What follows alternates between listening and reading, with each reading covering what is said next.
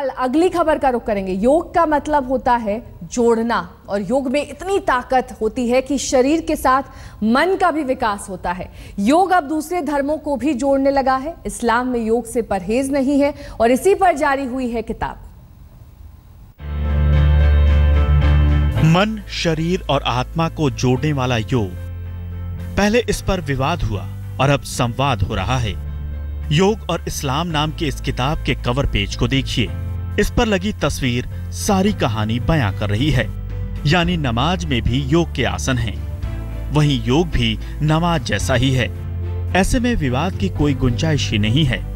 इस्लाम के इन विद्वानों का कहना है कि कुरान में कई आयतें हैं जो सेहत और इल्म को जिंदगी का सबसे बड़ा तोहफा बताती हैं। यानी योग के आसन भी तो इल्म और सेहत दोनों के लिए मुफीद हैं। योग इस्लाम के लिए पराया नहीं है। मुसलमान योग के विरोध में नहीं है।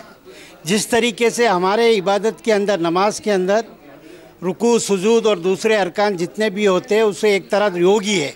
और उससे योग एक ऐसी चीज़ है जो आदमी को स्वस्थ रखता है, निरोग रखता है। केंद्र सरकार के आयुष मंत्री की मौजूदगी में इस पहल का मकसद ये है कि योग से धर्म को बाहर बताया जाए। सरकार का लक्ष्य है कि 21 जून यानी अंतर्राष्ट्रीय योग दिवस से पहले विवाद को खत्म किया जा सके। ये जो योग है ये हर व्यक्ति के भलाई के लिए, हर व्यक्ति का विकास हो इसके लिए है।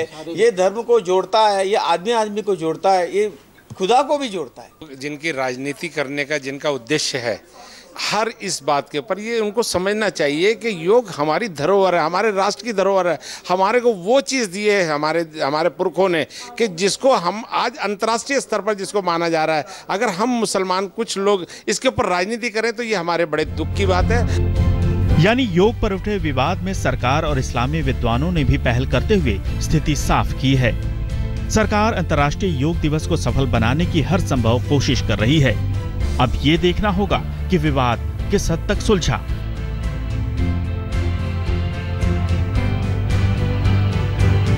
योग और इस्लाम के रिश्तों को लेकर पहले विवाद हुआ, फिर संवाद, लेकिन अब अंतर्राष्ट्रीय योग दिवस से ठीक पहले सारी चीजें दुरुस्त हो गई हैं।